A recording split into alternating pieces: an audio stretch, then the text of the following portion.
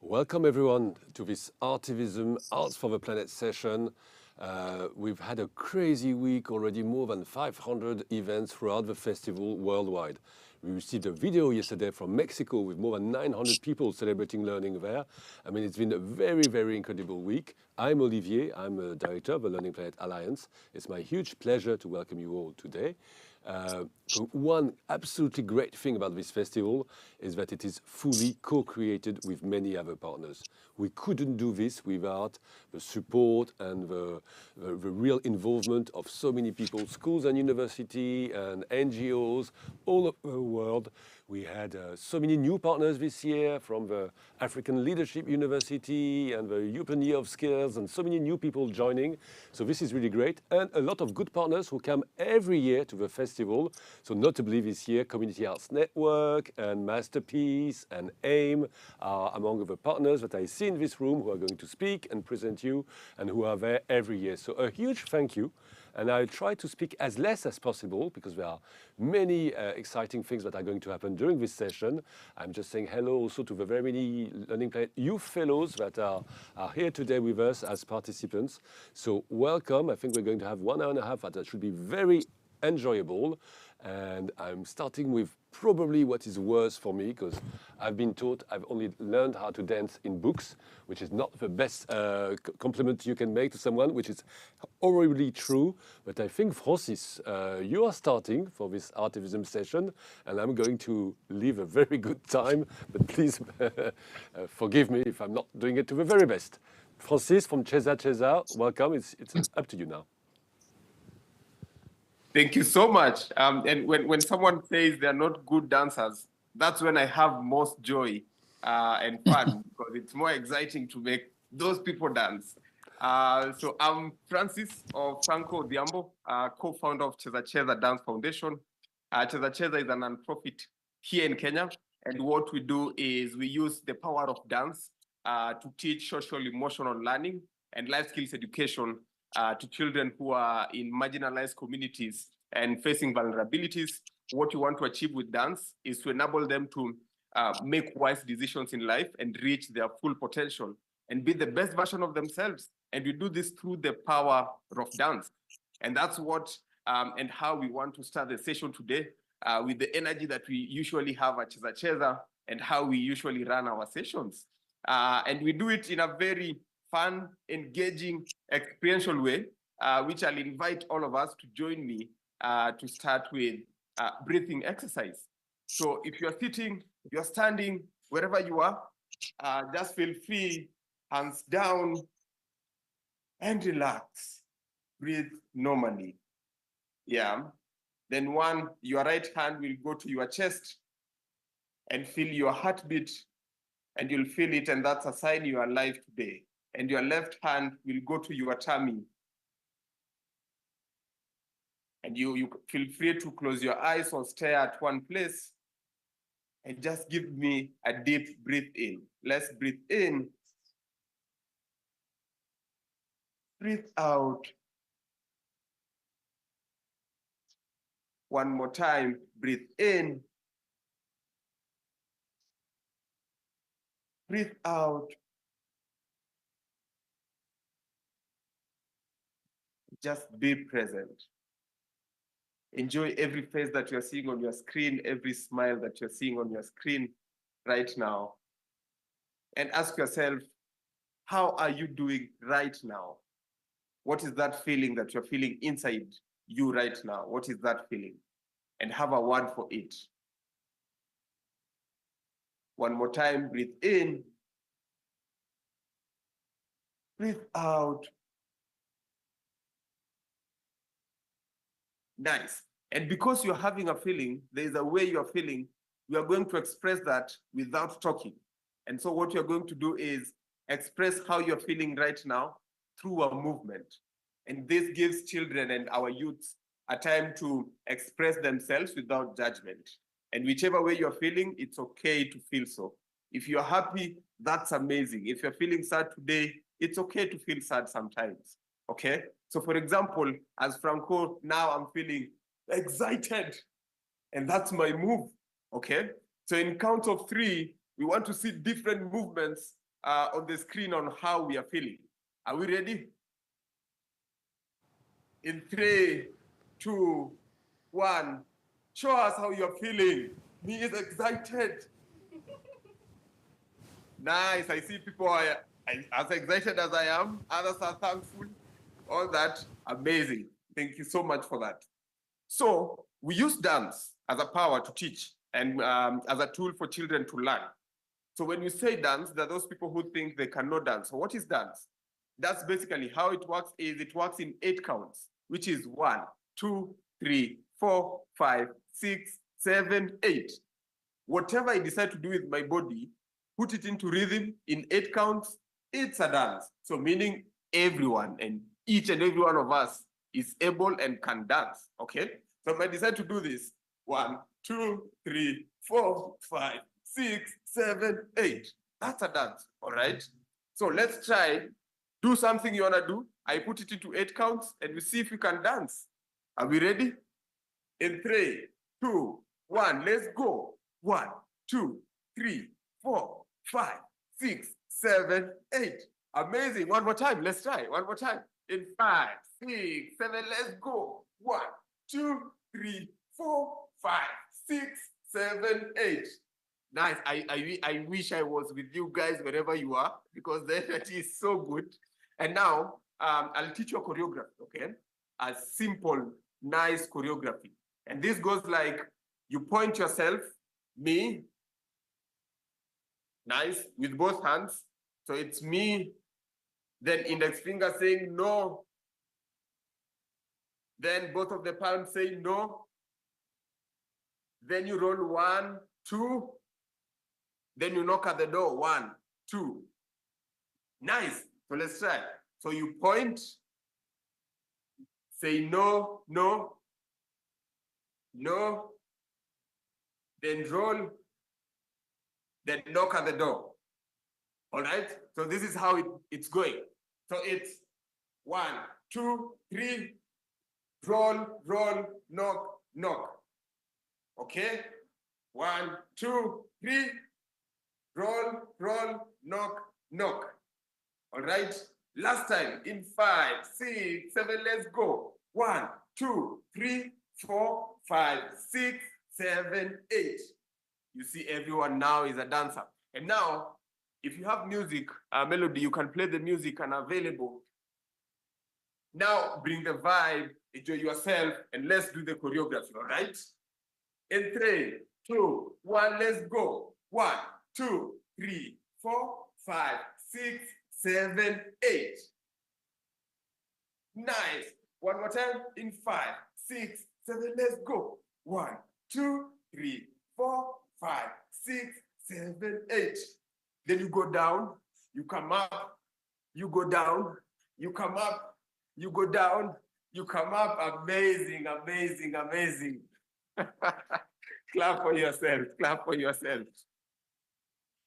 Thank you so much for engaging. I wish and hope I could go on and on and on dancing, but this is how we empower children back here in Kenya. This is how we make sure they realize themselves, they build confidence.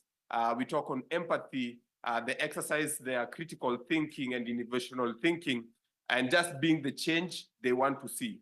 Dance did it for me, and I believe dance can do it for so many other children out there in vulnerable areas. Thank you so much, and we'll dance before we finish, yes? Thank you so much for dancing with me. Thank you very much for this exercise. I'm going to spend more time in Kenya very soon, really, and we'll try again a bit later indeed. Now it's my huge pleasure to welcome, very early in the morning, if I'm not mistaken, Adrian. And Adrian, I mean, we are talking about artivism, arts for the planet, but we haven't tried to define yet with all our participants what is artivism, and you are one of the real big specialists on the subject. So please, you are joining us from the US, I guess, at this time. Please tell us a bit more about all the incredible work you do with the Resilient Foundation and what you're up to. Absolutely. Thank you so much for having me today. So my name is Adrian Kawley Lathan. I have a background in theater and film and peace and conflict studies. And that background has taken me on a journey throughout the world, working on how do we use the arts to build peace. And so for the past 3 years, I was designing and running a global artivism fund called the Bertha Artivism Awards. And it gave me a lot of insights into the industry. Right now, I'm the executive director of the Resilient Foundation, which is a nonprofit which is funding and producing storytelling that can drive collective action towards a more resilient world. And so let's talk about artivism for a quick second here, because it's a real pleasure to be able to introduce this as a concept for this session. So artivism is what they call a portmanteau for artistic activism. And it can really be described as the dynamic practice of creating art that is grounded in the act of doing, and which often addresses political or social issues. One way to think about artivism is that you're using the creative power of the arts to move us emotionally, alter our perception, stimulate feelings, and that has an effect on us. Um, and you're combining that with the strategic planning of activism, which challenges power relations and brings about social change. So that's our arts and our activism together. And so I wanted to do something just very quickly, just as an interaction, right? So we want to try out a little call to action. I want you to just write down right now, or think to yourself a cause or a challenge you're taking on in your life somehow. What's something that's challenging for you right now in your work life, your personal life, in the world, right? Now, I want you to think or write down an art form that you love. Maybe you play an instrument, maybe you dance. Just write it down or note it mentally. Now, to link those two things up, this is how artivism works. You think about what is the challenge you're facing, what is the arts that you love and that moves you emotionally, and then you bring those things together. Sometimes that might be holding a concert, bringing your favorite artists together to speak about issues and raise funds or awareness around issues that you care about. Or it can go even one step further. And what my passion is going kind of beyond that advocacy bit and using arts to make audiences into change makers themselves. And so this is where arts can be used really as such a powerful tool to not just galvanize communities, but to make audiences who otherwise weren't aware of issues or don't know what to do next actually have the tools, have a clear call to action to do something next. I want to play a clip for you right now, and afterwards I can tell you a little bit about what it is and what was achieved with this piece of artivism, which is in the form of a film. Let's play that now. Thank you.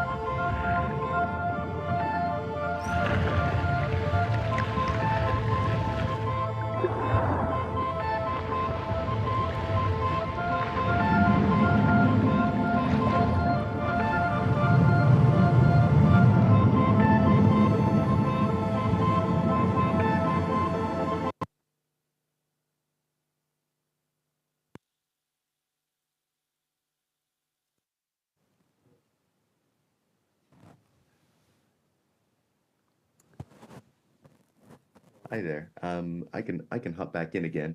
What we were showing there, or attempting to show, and I hope that you could see the visuals of it at least, even if you might not necessarily have heard the sound. It is something that is up on YouTube. The film is called Bakelite by Julie Gauthier, who's a world-renowned freediver and director and producer, and it's part of the hashtag Sick of Plastic campaign.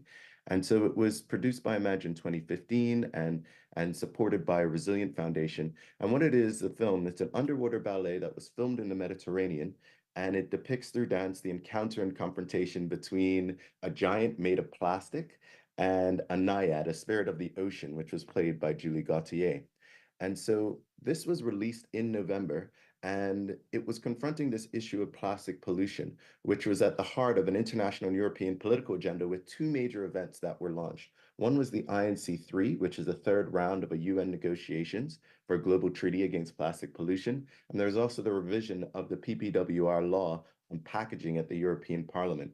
This film was launched as part of these campaigns, and it created quite a stir. Like in terms of Resilient Foundation, we actually took the film to Nairobi um, as part of the INC3 and showed the film alongside a host of panels and events. Cheza Cheza performed, and it was a great opportunity to bring local people into the room, UN delegates, and use it as a starting point, as a talking point that was built upon to look at legislation that is really going to govern the world that we're in. So it's just a quick example of the power of storytelling to spark our imaginations, to open conversations, to bring people actually into the room where then you can actually start delving deeper into the world that you want to create together. So yeah, this is just a great example of what's possible. Now, I don't know how much time I have left, but there are so many examples of artivism out there in the world. And as we go through this session, I'm sure you're going to encounter some great organizations and fantastic people who can show you other examples of the way that you can use arts and activism together to bring about the world that you want to live in. Thank you so much. Thank you so much, Adrian, for being with us. We opened the festival in France with conversation about the power to act for you young people, and we had Magali Payen from Imagine 2050 and Jade Verda and many other artivists joining us also in France on the first day. It's good to be on this 27th and learning more about artivism. Thank you very much. I hope we'll have more conversation a bit later. Ragda, I think from Masterpiece, it's up to you now to join us and with some of your guests also. So please, Ragda, the floor is yours. Thank you, Olivier, for having us. And this is our third year of joining the Learning Planet Festival. And each time we are active on a couple of topics, but definitely Artivism comes to the top. For the past 13 years since the start of Masterpiece Foundation, we really believe in the power of art and music to bring people together, build perspective, self-esteem, and bridge difficult topics like peace building, climate, the planet, and different topics. One of my dear projects to my heart that's running until now for the past 7 years called Walls of Connection. And I have a very short, it's a very visual project. So I have a presentation to share with you. And I hope also the technical part works well in it.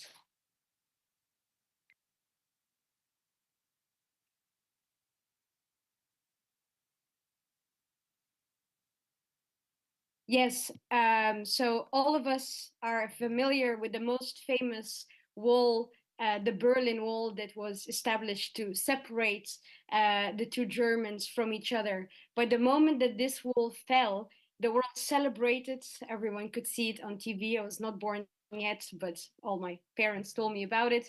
The world celebrated that this is the last wall to fall, that people will be united, but the truth is very different. From many parts of the world that we work with, there is a phenomena of rising of separation walls. There's maybe estimated that more than 107 walls exist, and that's a couple of years ago, and the numbers are really going up. Some very famous walls we know, like the usual one between Israel, Palestine, but there is many in slums of different countries, in different cities that we live in in different neighborhoods as well, famous borders. But the most important ones are also the mental walls that we have. I was inspired, I'm from Egypt, by the Egyptian revolution. During the revolution, the government started building a lot of walls around vital areas like US embassies and different other buildings.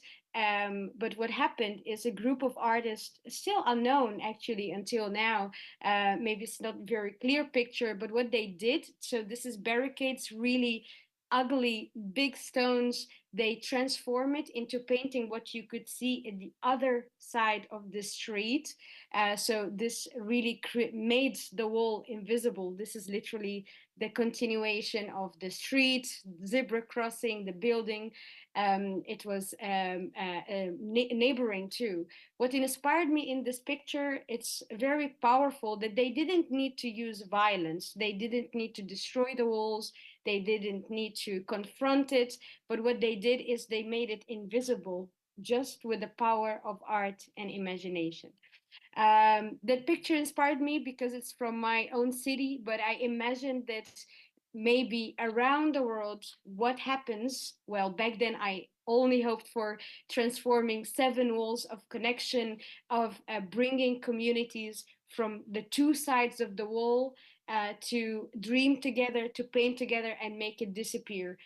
Using artivism. So it's really the activism through art. It's not the confrontation, but the dialogue and the conversation about it. It was started, as I said, 7 years ago, to splash creativity, imagination on walls, and the aim is not to destroy them, but to make them as a tool for us to connect. The project really went viral across the world. Our masterpiece clubs and many other organizations picked up the idea. It's so simple. Bring both sides of the wall, make it invisible, write your dreams of an inspiration, bring artists, bring stakeholders, the university, the school, the church, the mosque, whatever it is, to bring the community together. I think we stopped in Masterpiece counting how many walls exist right now, probably around, I'll come to that slide, maybe 230 around every city in the world, including actually Paris. A couple of walls are there. And brought so many people together, even collaboration with businesses. It's a very short video. I hope it works to show you the energy and splashes of creativity around the world.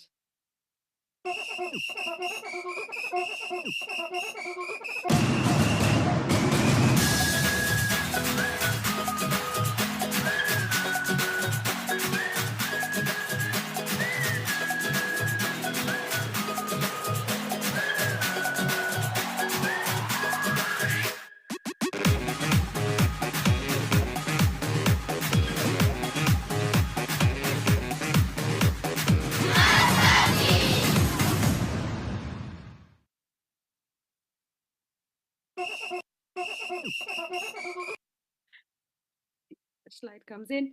Well, it's a beautiful video, so I would see it again, but there is many of that material also online. Please feel free to visit our website, masterpiece.org, to see more about the project.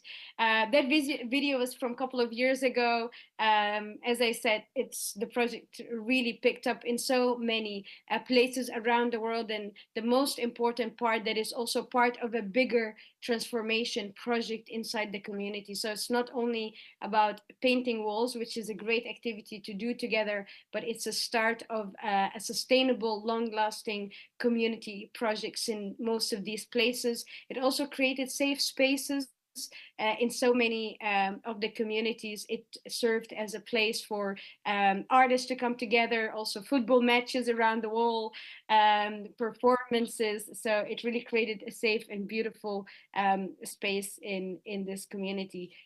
Many walls about equality or indigenous cultures, and actually many walls around the world celebrating different themes. And this is a bit about the process. We start with the dialogue, we paint together, and then we continue to the next steps of the engagement of the community. I'm very proud. I could talk about it forever, but this is really using the power of imagination, creativity, and art to transform communities around the world. And I'm joined by another masterpiece ambassador who is using his amazing talent in a different yet very connected artivism tool. Teja, great singer and a musician, and I invite you to join me as a masterpiece ambassador to explain a little bit about your work.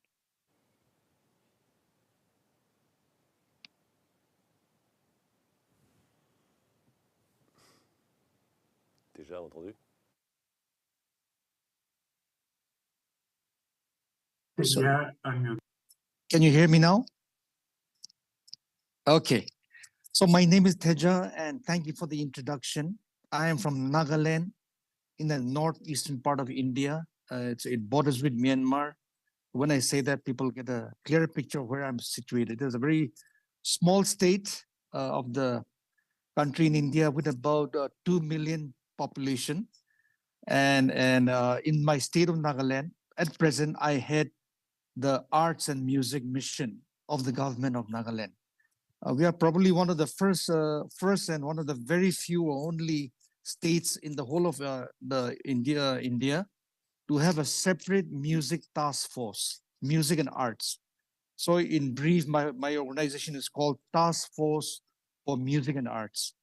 And primarily we are set up for the last 20 years now to look into youth activities, in particular arts, music, for the promotion of dance, fashion, and also reach out to collaborators, partners to continue to create and co-create works of art.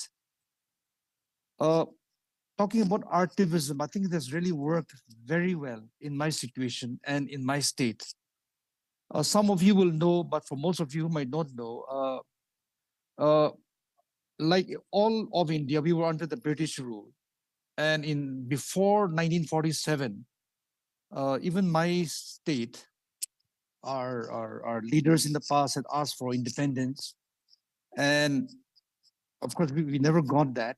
And since then, since the 40s and in the early part of 60s, there was a very bloody warfare. Thousands have died. And of course, to cut the story short, because we are here to be more positive. But yes, those ugly things took place.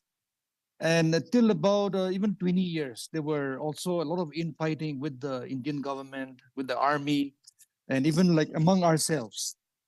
And I believe that this music, art, and dance, and many more expression have really created a more holistic and more peaceful environment in Nagaland. Now we have moved from violence to more of a dialogue. And our present government is in negotiation and in talks with the government of India. But the fact and the truth and the beauty is that there's no more violence in the streets. There's no more bloodshed, and it's a very coexistence of everybody within in our state, and there's a lot of works partnership that continues within, not just in between our musicians and artists, but also with a lot of musicians from across the country. Like for example, we under our department we host what we call one of the India's biggest music festival called the Hornbill Music Festival. It takes place every year in the month of December 1st to 10th. And in that, a lot of our fellow musicians from across the country, India, have also come in to play. And not just in India, but from around the world. So with music, we continue to unite, we continue to give voice to people, and also create a better ecosystem of peace, love, understanding, and acceptance and inclusiveness.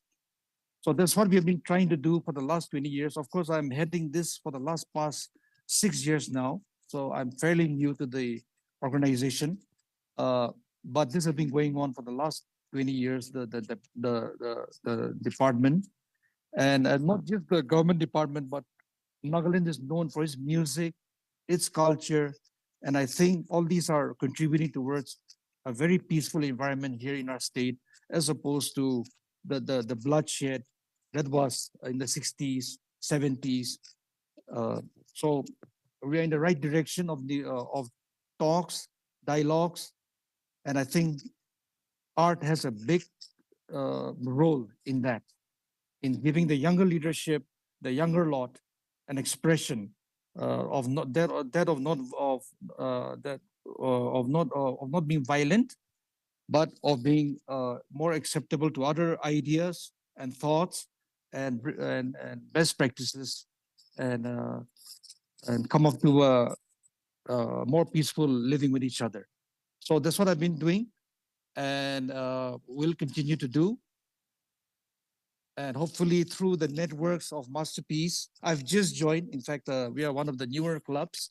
Hopefully in the days to come, we hope to create lots more projects to bring young people and artists together uh, to to to express voice of peace through music and the arts. That is what we're planning to do. Thank you. Ragda and Teja, thank you very much for your testimonies. This year, International Day of Education, the main topic chosen by the UN and UNESCO is peace education, and it's very important. We had a big survey done by a colleague, Youth Talks, around the world, asking for what do youth want in 200 countries really and territories, and 40,000 youth answered. Peace was coming as number one thing that we want to learn, and conflict resolution. And we did some session with Masterpiece on moving towards peaceful futures recently during the festival, but also yesterday some sessions on local learning ecosystems where you learn a lot from what Bangladesh does in the north of Bangladesh with, in terms of resilience and protection of climate. And we really are looking at inspirational stories from different parts of the world. I spent months in India as a young man. I learned to smile in India, in Bengal, I guess, and then many other places, went to Mizoram and other places also. So very good to have Nagaland here, and Ragda, very inspiring. I'm stopping there, and I'm inviting Saru to join us. Saru, we have been working for years with AIM also all over the world in doing many programs, and it's great to welcome you in this Artivism session. Thank you. Hello, everyone. I was anxious when I came in, but thanks to Francis, we danced, we breathed in and out. And then Adrian explained what Artivism is. And then I was like, yeah, this is it. Like, this is the right place. I'm not in the wrong place. I'm in the right place, and I'm just here. So before I talk about what I want to talk about, I'm just going to ask a quick question. So what do you people do when you don't like a piece of clothing that you've been wearing, let's say for 4 years, 5 years, or 2 years, and you're like, oh, I don't like this anymore. Or you're like, oh, this is so old, I just don't need it anymore. What do you do with that piece of clothing? If anyone would love to answer that.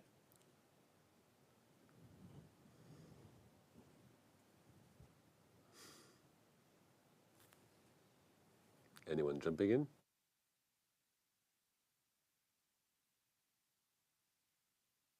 No. No, it's fine. We're gonna talk about reclaimed. Yeah. I'll Maybe teach you guys. I can share one example. Yes, please. Thank you. It's I don't know if it's very inspiring to the other part of the world, but in Nepal there is this one group that I recently joined, and also like not recently but like 2-3 years, that is called Buy Nothing Kathmandu. Kathmandu is the capital of Nepal. So they say the name of the group is Buy Nothing Kathmandu. So it is the group that made exactly what you said, that people, whenever they use the clothes, the shoes, or any equipments, they think it's not useful anymore. They just put in the group that anyone can pick it up, and they can exchange in return, or if not, also it's always free. So this is the group that is very much, in rise, that a lot of people joined the group recently. So it's kind of within the Kathmandu, people are now exchanging the used clothes, used shoe, used anything. And it is, it's not even because of marketing, it's all people's will to be part of it, and the group is growing. So I think recently I also did what you said, Sarwa. So I post a picture of my clothes that is good and nice that I don't use anymore. Somebody else said, hey, I need it. I give that. And sometimes if I see something good, I text and I get it. So this is one of the examples that youngster in Kathmandu recently been connected with these youth clothes. Thank you. Thank you so much, Ash. So that's what I call reclaiming. It's one definition of reclaiming. So at AIM, we have a program that we call Reclaimed. So this is it's an initiative that we are offering. We are offering a solution to reimagine and resolve waste in the fashion industry. So instead of having brands dumping all those waste material, waste fabric in dump sites and landfills, what can we do with it? We save a lot of nature, we save a lot of resources when we reclaim, but it's the same thing. It's not only brands, even ourselves, we need to do that. You don't like a piece of clothing, or you find something to do with it instead of throwing it into the trash and then the trash goes to the landfill. Let's find something to do with it. You can redesign your own clothes. You can get a tailor to redesign your own clothes. You can reinvent something new from that. So there are different types of reclaiming, like I said, and these contribute to a better world with a more sustainable planet full of natural resources. So when Adrian gave us that challenge, where we put a challenge and a solution that is related to art, I noticed that everyone's challenge and everyone's solution, we all center around the same thing. We want to fight climate change. We want to build social bridges. We want equity. We just want the same thing. But these different types of arts are bringing us together to do this. The different types of creativity, they are bringing us together. So it's good that we're here and we are working together. And this in Reclaimed is what we call relational economics. Different people, different artists coming in for the same cause. It's called relational economics through kindness and secular initiatives. This is being kind. Like, we are being kind. It's kindness that is in us that makes us want to change the world. If you're not kind, you don't care about the world or anyone else. So there's no need for you to try to make social change or fight for anything. So we are all reclaiming in different types of art. So when we do this Reclaimed program, we collect, or we ask brands to join the program, and then we identify their dead stock fabric or garment inventory, and then we find an area of opportunity in that. So for example, in 2023, we had the Humankind Festival at Luna Park in Sydney, Australia, and we had bales of fabric, bales of garment from MJ Bale. It's a big brand in Australia, which they're like, oh no, this we don't like, we're gonna throw it away. But when you look at it, it's a good jacket, it's a nice jacket. So we took those clothes, we opened a program, we had people coming in from different parts of Australia. They'll just pick a cloth, like a t-shirt, a shirt, a skirt, whatever they find on that heap of clothes. There were tailors that were seated. They take that piece of cloth to a tailor and be like, can you reclaim this for me? Then the tailor asks, what would you want me to do with it? Oh, can you merge this blazer and this shirt together and just make an artistic piece out of it? That saved us a lot of waste being thrown away in the Australian landfill. Then what happens when they cut off those strips from the garment? We took them and we made some decorative couches with those. So there was no waste of material. There was nothing thrown away. So now tell me, if we stopped manufacturing new clothes from raw materials and then we manufacture new clothes from what we already have, how would the world be? What will the pollution in the world be? Isn't that a fight against climate change? Isn't that like, are we not preserving our natural resources? Are we not generating revenue? Are we not creating employment? Are we not unlocking imagination? Because when you want to create a piece, you're going to need someone to paint it or someone to make a design. So this opens up for designers, for artists. And we talk of music, you know how I think Francis can testify this for me. Dancers always love to dance when they're wearing these funky clothes, you know, colorful, funky clothes. Now, imagine if you merge pieces of old clothing and then you dance in that, you have saved the planet. Instead of going to buy new outfits from the shop and putting on those, it's part of saving the planet. So Reclaimed is a design challenge for everyone and for the planet.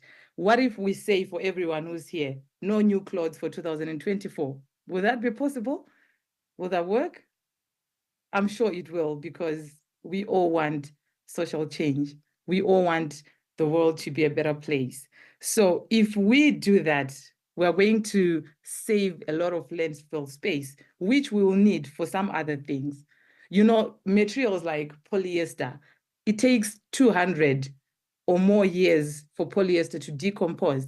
Now, imagine a landfill filled with a bunch of polyester cloth. That's 200 years of wasted land, which we could use for something else, which we could use for other measures to save the world, or other, maybe build a school or something, you know, something that will make the world better. And then conserve resources. We'll conserve resources. Instead of putting in resources all the time, we use what we already have.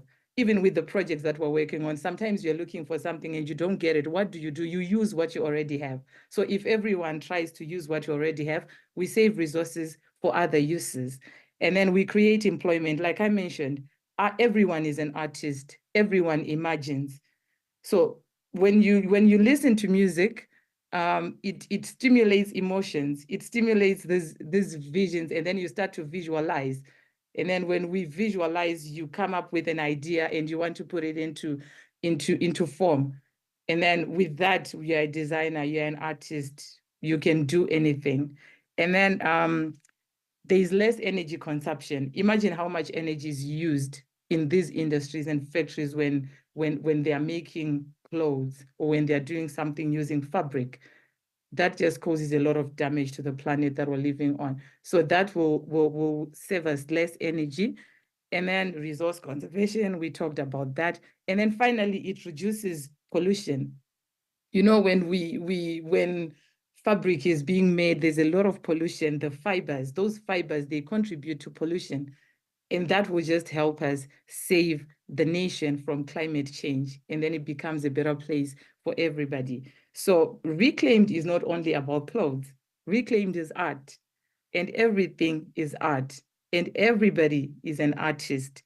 If you reclaim your imagination today and now through dance, music, anything that you want to do, we'll work together and then we'll achieve the one cause that we are all fighting for. So let's reclaim. Let's start now and see where it takes us. And if you want to reclaim, please reach out to us at AIM. We'll help you reclaim. Thank you. Saru, thank you very much for joining on behalf of AIM. Each time we have a conversation with AIM, there's even more imagination going around the world.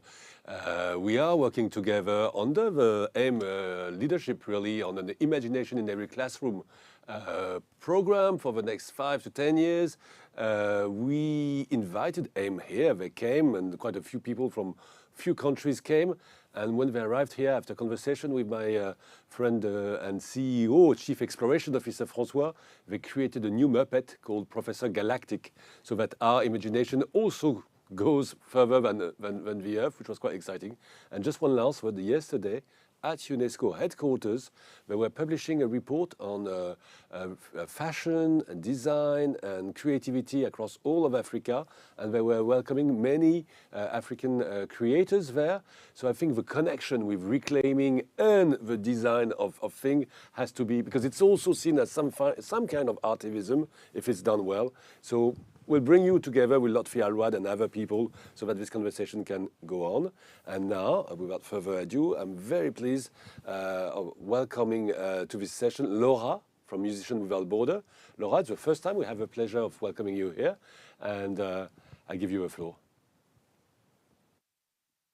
Thank you so much, Olivier, and thank you very much for inviting me. It is the first time, and I find this a fascinating session and already have heard many inspiring things.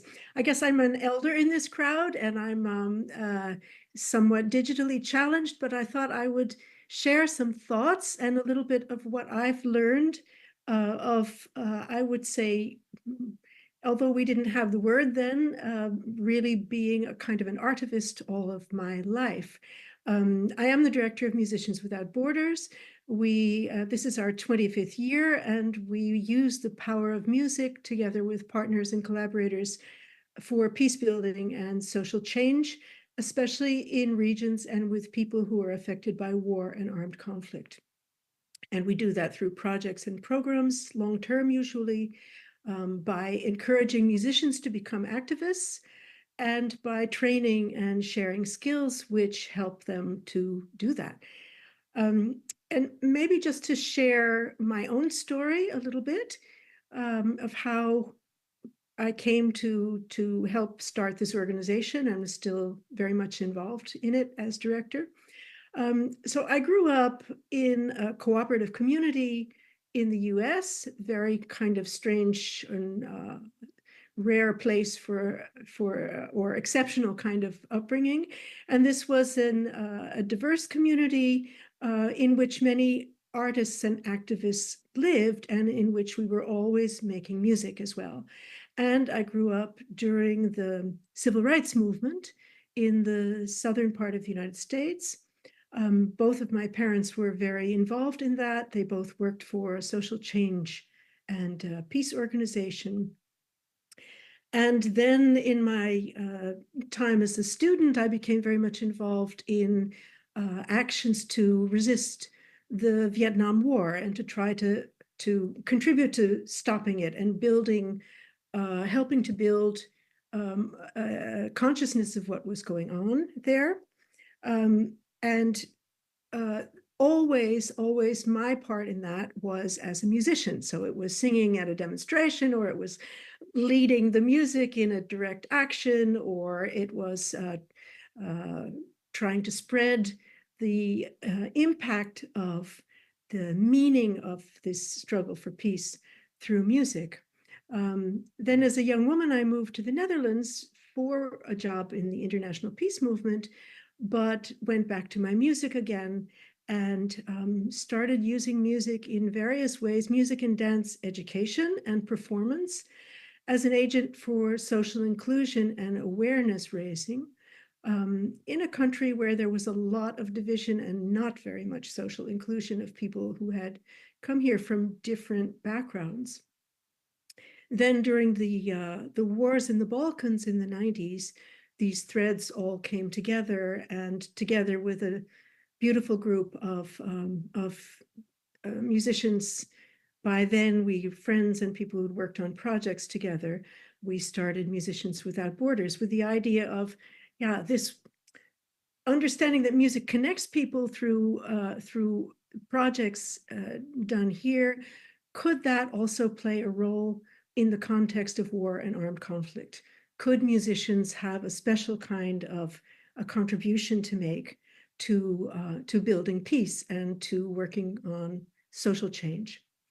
And I guess also thinking back to the Vietnam War period, for several years I worked with the movement led by Thich Nhat Hanh, the Vietnamese Buddhist monk, Buddhist activism against war. And it occurred to me that this is relevant for artivism,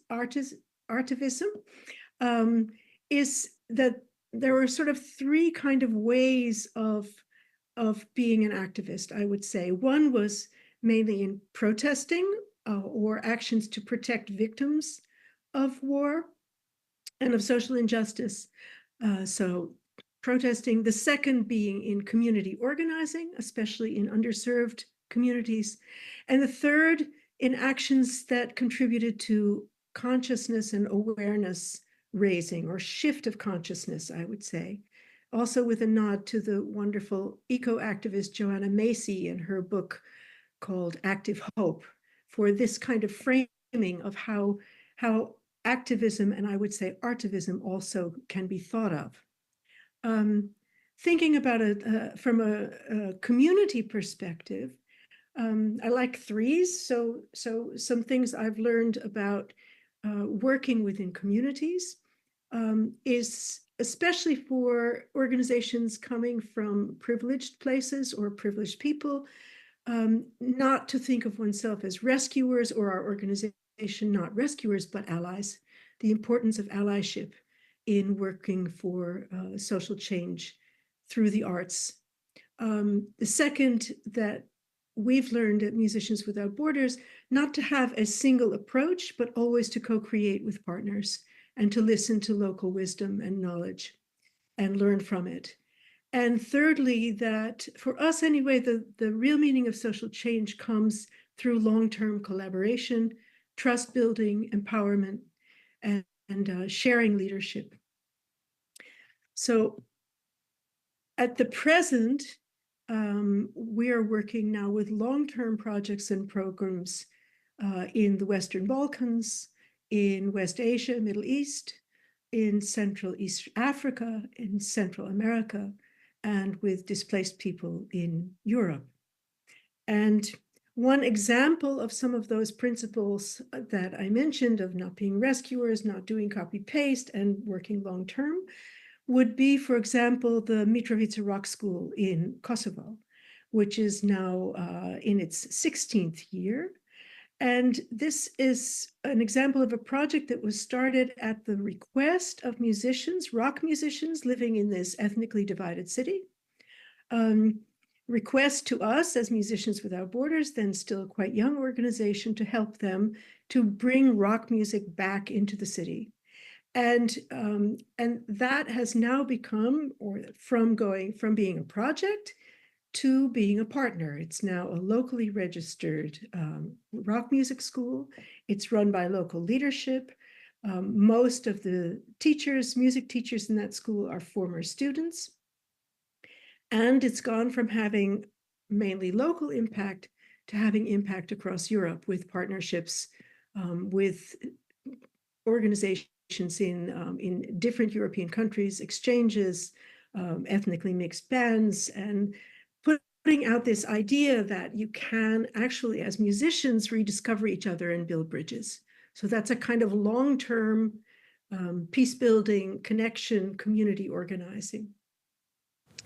Then I think, so that was kind of the community level. If you think at the societal level, this larger level, building alliances, and this particular day today is a new network for me, but I think it's a very good example of this, sharing knowledge and resources, and embracing, I guess, what's been come to be called intersectionality. So also understanding the connections among some of these different global issues that impact us all, and that we're all trying to have an impact upon.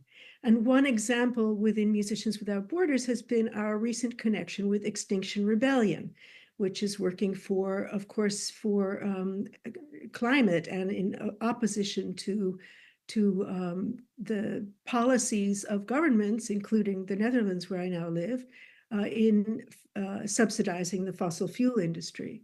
And our connection there comes in understanding the connections between war and climate change, that those are there, that this is part of a huge system, that we need to think about that. Our shared basis in the theory and practice of active nonviolence, and the very active participation of musicians in this climate movement, including a huge classical orchestra and choir that performed Mozart on the highway, blocking traffic to protest the subsidizing of fossil fuels. Then as last, I would say just some personal lessons that might be helpful to others, especially working in sometimes overwhelming situations. And I'm thinking right now, for example, about Palestine and Gaza, what's going on there. We work in Palestine. But lesson number one is to acknowledge grief and to sit with it and understand that that's part of this process. To understand that we can't control the results, we can only control what we do. So it's very important that the means are correct, that we use means that fit with our vision. Take care of yourselves and do whatever you can do, and try to do more than that if possible. But it's okay. Whatever you can do is enough. So these are just some thoughts that I wanted to share from our experience. Please go to our website, musicianswithoutborders.org. And if you hit the opening page there, you will see a video, quick overview of our projects around the world. Thank you very much for including me in this discussion. Laura, thank you very much. I am immediately sharing now the floor with Anis Barnett. Anis, I think Laura already talked about this alliance and this global dimension. How do we go from the very local and rooted action to the global level in terms of artivism?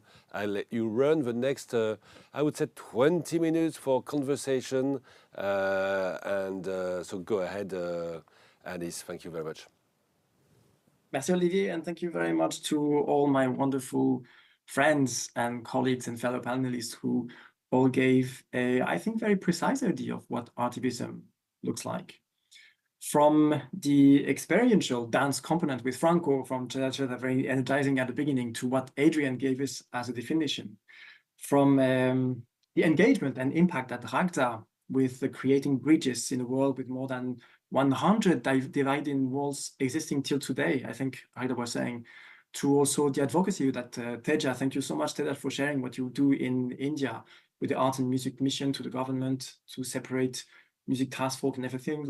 And you see there's less violence that you witness. Reclaiming through the arts with Saru, what we do with our clothes and redesign, reinvent something from our clothes for a more sustainable planet. Understanding how you do artivism and the trust building, especially, is important. I took note, Laura, the different levels of outcome that you explained on so many different layers, upskilling change makers, and especially in your case, the musicians, to know better our communities and how to navigate in applying artivism. And then the impact on yourself, your community, and the society. So I think we got a good picture of where we are with artivism today on the 27th of January of 2024. Artivism starts to be there. It's not by accident that we hear this now more and more. And Adrian was mentioning the Bertha Artivism Award that was created some years ago. For me, this term artivism reminds me a little bit of the word mindfulness some decade ago. It was nowhere and now it's everywhere. I hope that artivism can be and will be everywhere soon. These spaces like today are great for this, to accelerate the process. So far, we can only map what we have done today, the artivists and their activities on the ground, but in a very siloed way still. What I mean is that still today, there's so many great initiatives and wonderful change makers around the world, a few examples of you guys today, but it's not yet an organized field where collective impact is seen. And this for me is due for many reasons. First one, probably artivists are tirelessly working close to the field and have little time to think about scalability and global impact. Second, artivists are tirelessly working towards getting the resources to do the work they do. It's no secret amongst our group of panelists today that the sector of art or social impact is heavily underfunded. And as we can observe the fragmentation of actors in the field, the sector itself is fragmented. But we have ideas and solutions to overcome this newborn field of artivism. So this is the ray of hope. This today is a good example of how we can think together and how we can support each other and collaborate together, finding resources to make the collective impact. Advocacy, Teja, I think you were mentioning this. This might be the game changer topic for Artivism. If we all individually lobby for the recognition of art for social impact or art for social change to the policymakers, to the decision makers, then we have a chance to attract attention and to attract corresponding interest and financial resources. The impact in bits and pieces is good, definitely. The impact in systems and collectively is better. And this is what we have discussed all together in the preparation of this session. And this is where we want to invite you to join us. Artivism should be an inclusive movement, targeting positive transformation of our societies. And we should build on each other's successes, use each other's impact stories to make sure that the art is not seen as a decoration, as we always see, but as a fundamental piece of our thinking. To summarize this, it's like arts should be going from nice to relevant. And how we can do that? By being in touch, we feel less isolated. By co-creating, we do a lot of things already all together, but we should do more. By acting local and thinking global. Acting local, the context varies according to geographies, according to the communities that we are working with, and according to the generations we want to impact. But we have to think global. If we only think of one-off projects, we'll not reach very far. We always have to keep in mind how everything we do on the local context is bigger than what we see. The challenges that we face, whichever they are, from education, climate, well-being, mental health, democracy, peace building. Adrian, you were asking us what are the challenges that we want to have. They cannot be considered alone. They have to be working in systems. We mentioned today fantastic examples through my fellow colleagues. What interests me is that it does not matter so much about the art form.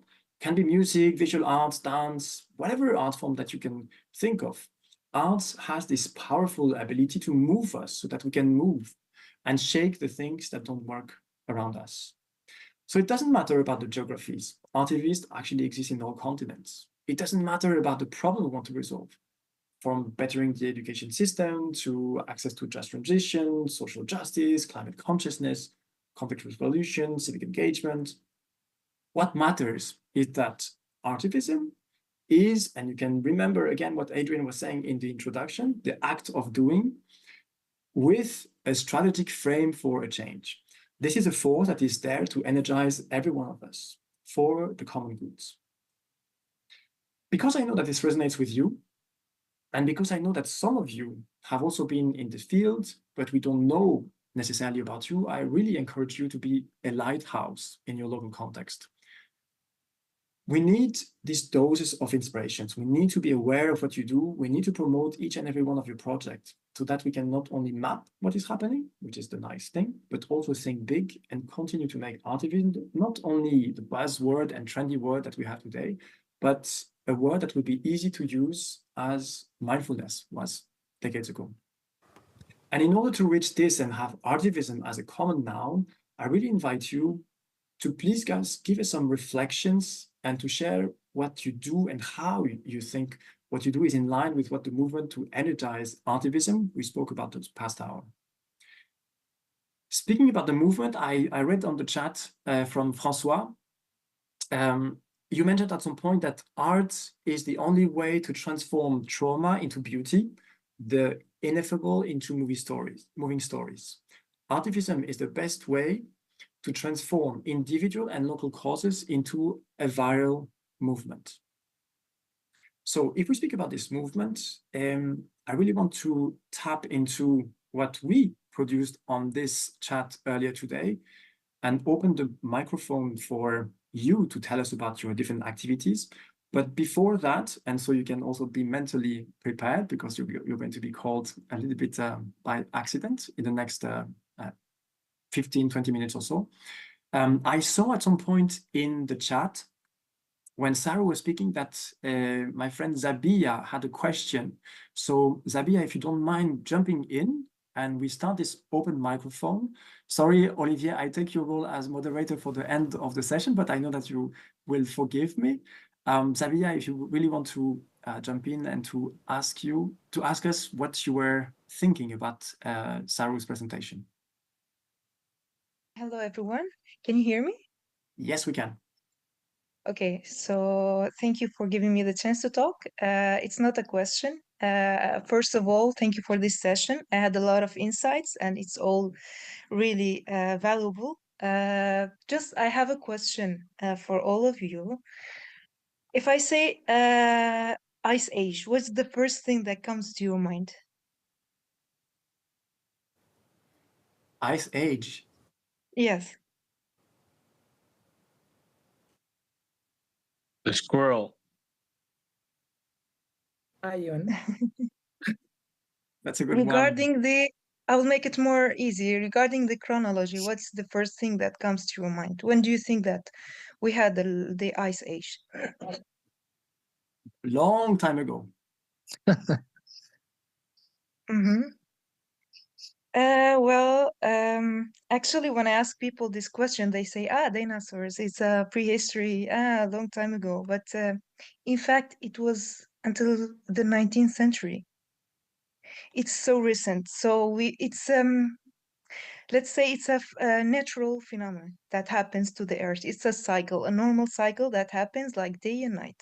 So it's not something strange that is happening in the world. Climate change, just to agree on this, that climate change is not gonna change. This is first. But we are used to have the natural causes for the climate before the industrial period we had. So normally we have this cold, warm periods, but now with the industry that is affecting the temperature, we have this dramatic increase in the temperature. And actually, we are not afraid to be burning in the in the planet. We are afraid to be having this reaction, because for every action there is a reaction, right?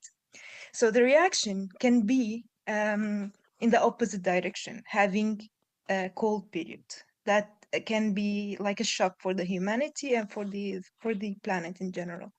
So just to know this before we talk about climate change, we should know that it's a normal phenomena, but we should see the causes that is making it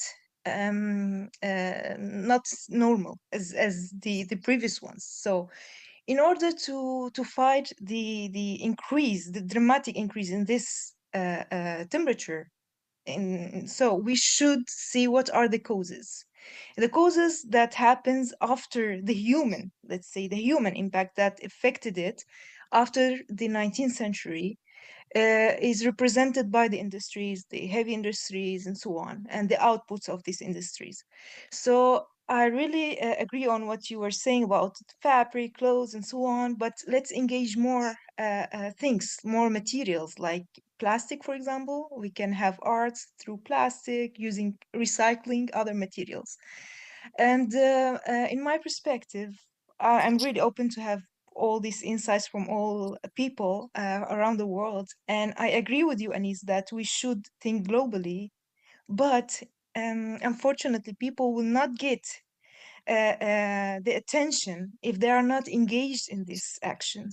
So we should have this storytelling for every region so we can connect as artists or influencer around the world, but we should have this storytelling for each region, how it should be infected by the climate change that will happen in the future. We don't know when it will happen, but we know that it will happen for sure. So I think that is really important to see where the effects that happens, for example, in Europe, were different than in Asia or different in Africa, So we can have this local initiatives more, and we can connect on a bigger way. But for people, we should engage them in the activities of how to be linked or connected more with the nature, because in this time we lost the connection somehow with the nature, with the primitive lifestyle we used to have before. So yes, just I wanted to highlight on this. Thank you so much for listening, and I'm really open to hear your thoughts. Thank you very much, Sabia, for reminding us about the flexible notion of time. It's true that the Ice Age is also a movie. I got that many times on the chat, but it's also a period that is actually not so far ago. So thank you very much for the kind reminder of this. And I think that you're right. I think that all the examples that we heard today were really about building about the local community, because it has to start somewhere, but also having this collective impact that I was mentioning at the end is interesting, because then we feel less alone and we feel that we have less burden on our shoulders and we can feel this collective responsibility. So thank you very much, Sabia, Yes. for your comment. I see a few hands rose. And Francois, I saw you, but before, if you don't mind, I saw also on the chat that Dimiana had a question. Dimiana, if you want to jump in and ask your question to the group. And Francois, you're the next, promise. Thank you so much. Apologies for not being on video. My background isn't quite conducive. I had a question specific to funding. My impression has been that it's quite difficult for funders like these days to identify the urgency behind Artivism and why it's absolutely needed and should be a priority in the funding community, philanthropy and beyond. So I'm curious as to, everyone here, and especially the speakers, what your experience has been as far as what type of funder has been more inclined to recognize the urgency and what your challenges have been. I understand there are creative approaches to finding the funding, but yeah, I'd love to learn from your experiences specifically to that. One of you guys, maybe Adrian, Laura, who have more experience with funding, or if not, I'm happy to jump if you want.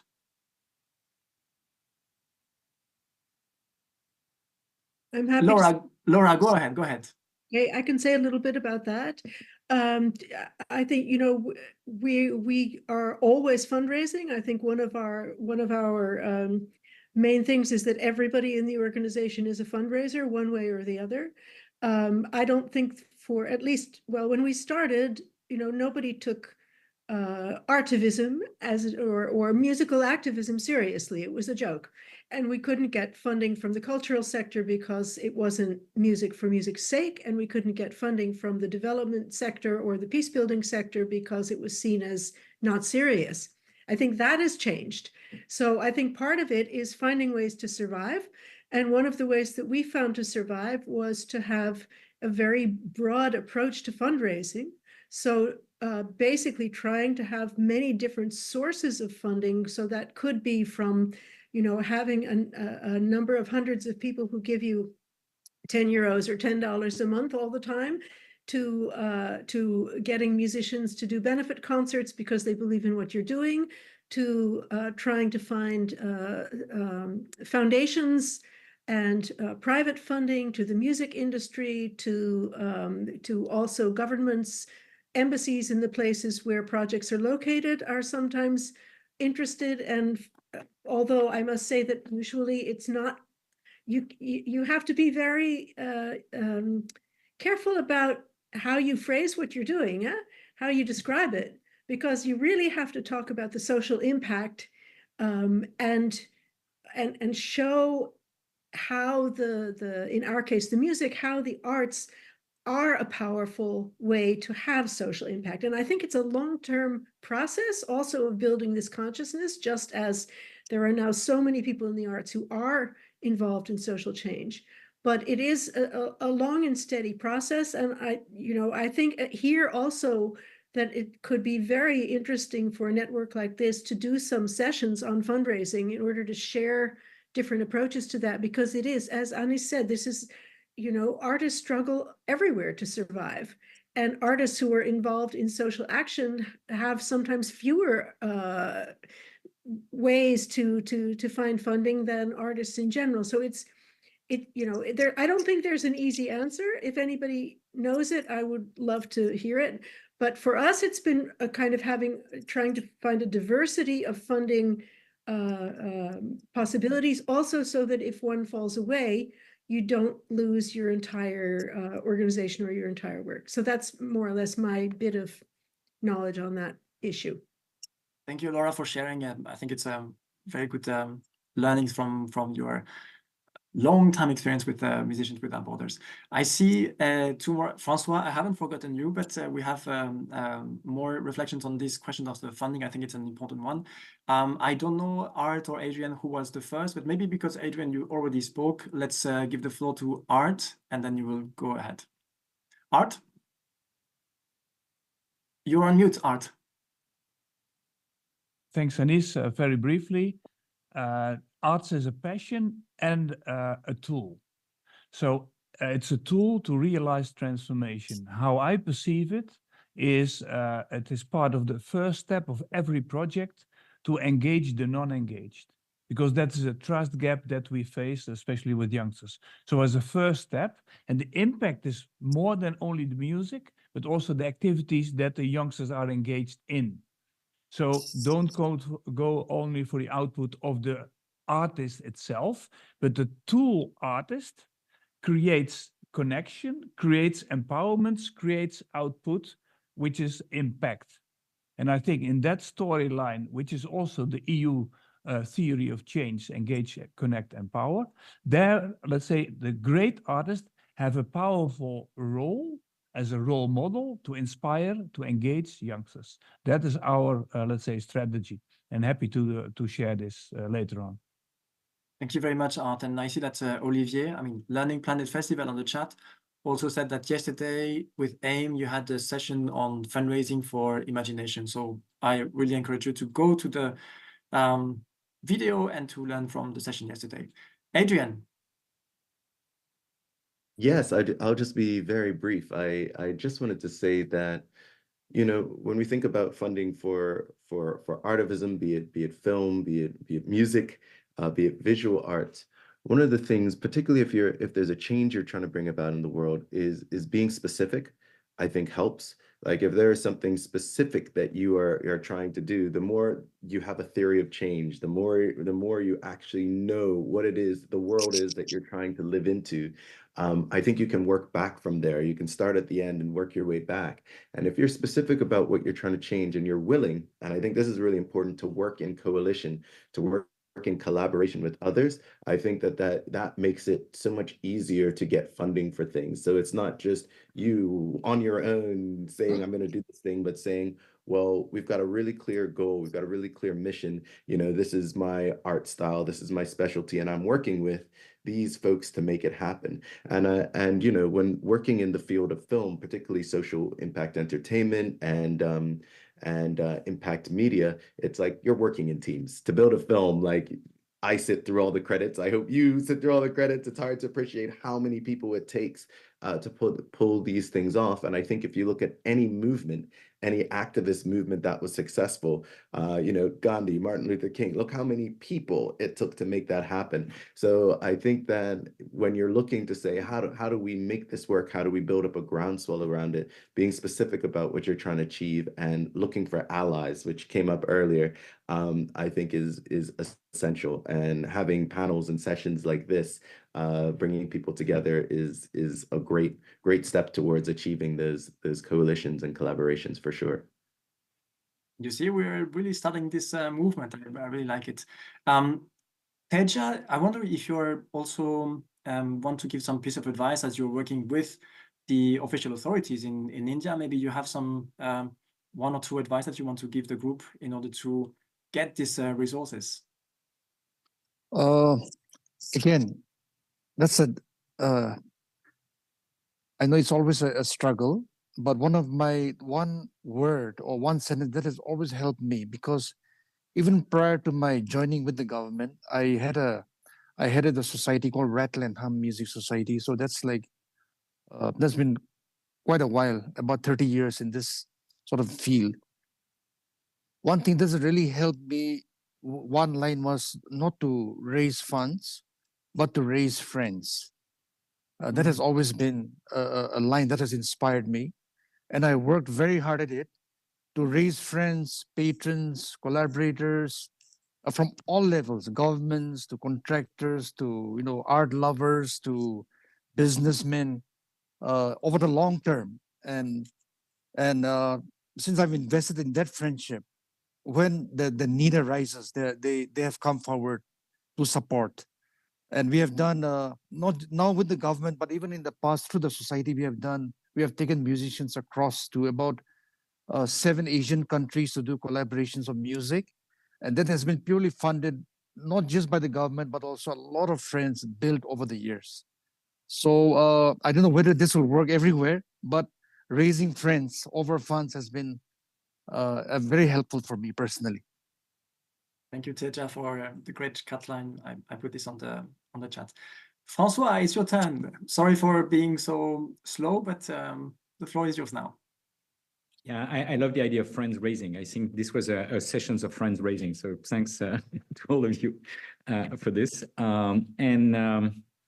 Yeah, I was trying to think of, how do we go from this local cause to the global movement? And I think that's one of the way to raise awareness and friends and maybe funds would be to hack existing events where there is an existing entities. So I'm sort of, I learned from biology that, life is all about, lots of living systems are hacking each other. And so I think we should be thinking of something like this as an evolutionary strategy.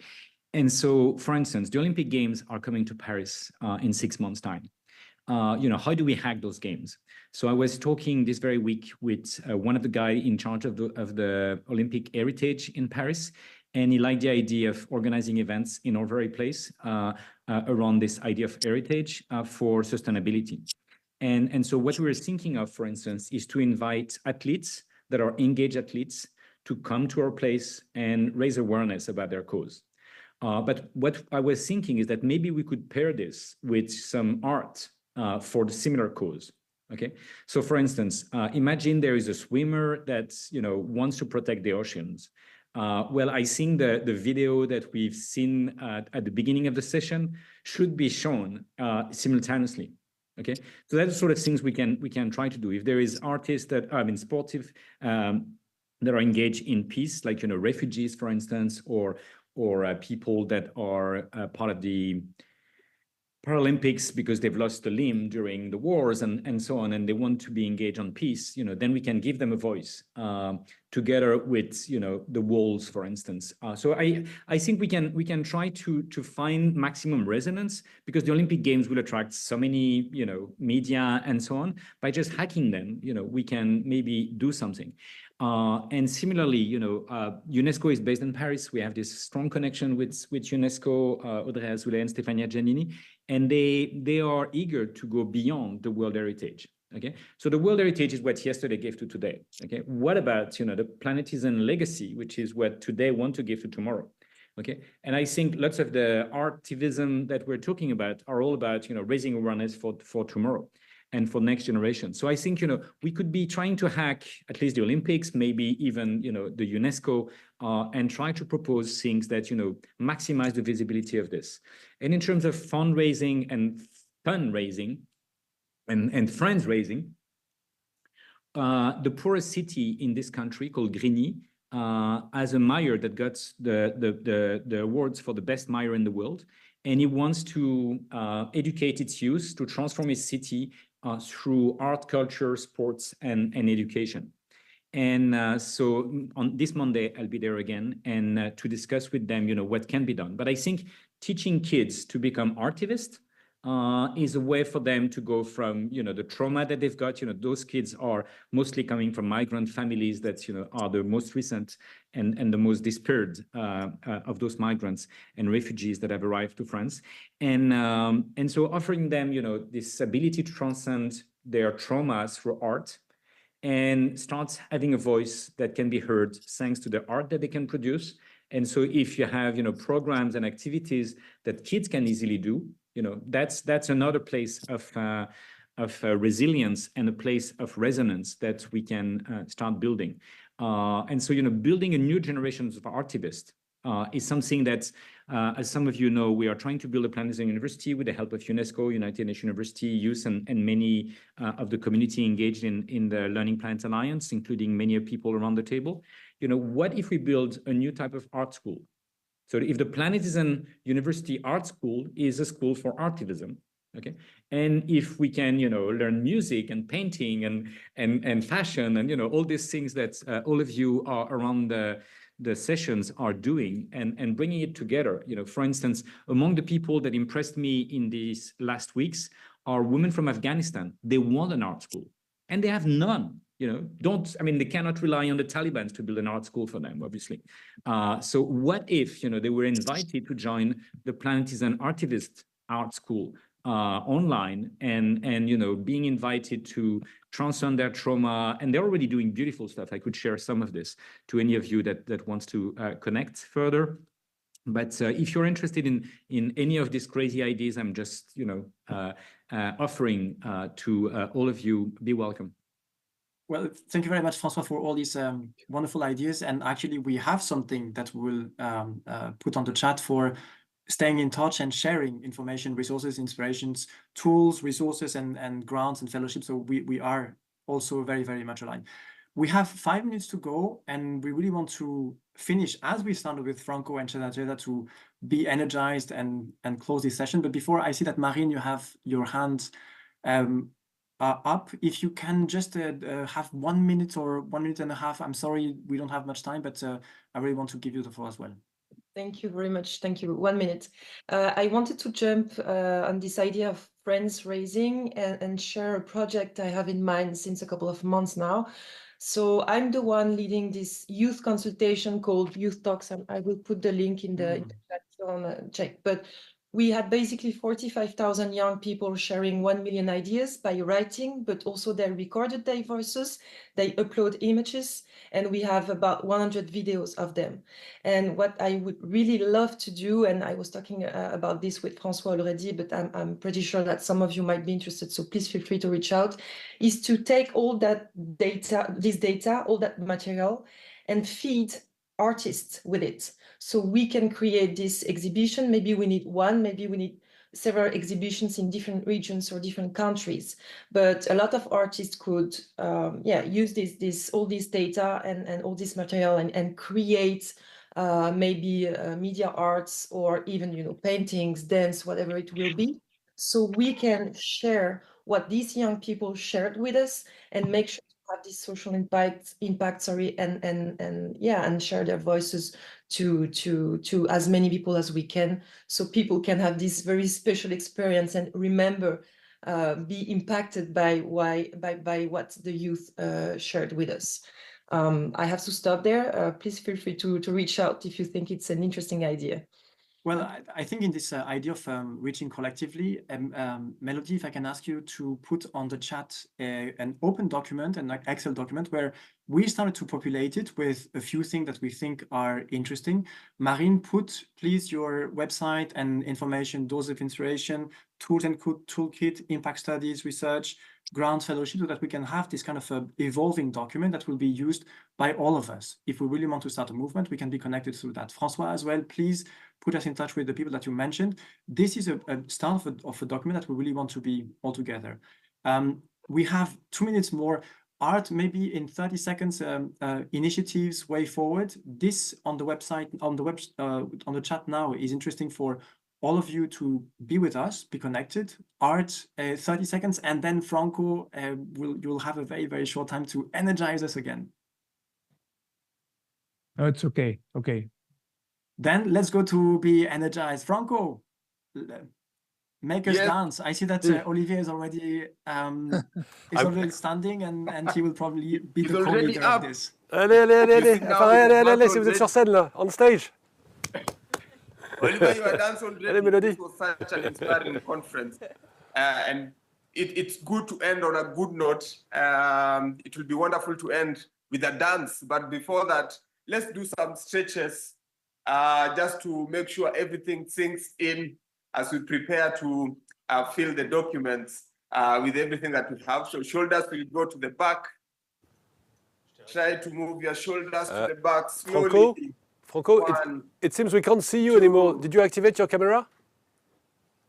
Can you see me? No. We could see you earlier on, but not just now.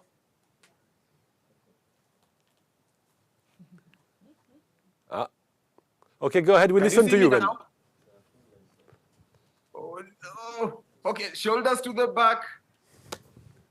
Shoulders to the back. And shoulders to the front. Yes, you guys are doing amazing. Okay. Yes, like Adrian. And now your head twist to your right. Your head twist to your right. So sorry about technical issues. And the head twist to the left. Thank you very much. And if you can stand and try to twist your waist to your right. Thank you so much, Francois. Thank you so much, Adrian. Thank you so much, everyone. And twist to your left. You guys look like you're seeing me, but you're not seeing me. And now this is interesting because you cannot see me. I'll see who remembers the dance, okay? In 5, 6, 7, let's go. 1, 2, 3, 4, 5, 6, 7, knock, knock. Amazing. This is amazing. One more time. In 3, 2, 1, let's go. 1, 2, 3, 4, 5, 6, and knock, knock.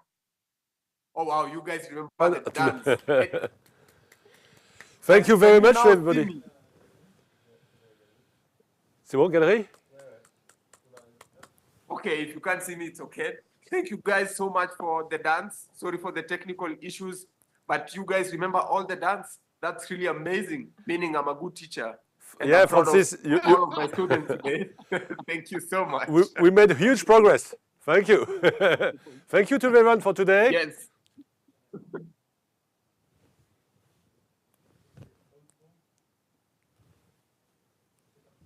Thank you. See you, everyone. Bye, guys. Thank you very much, Franco. Thank you, everyone.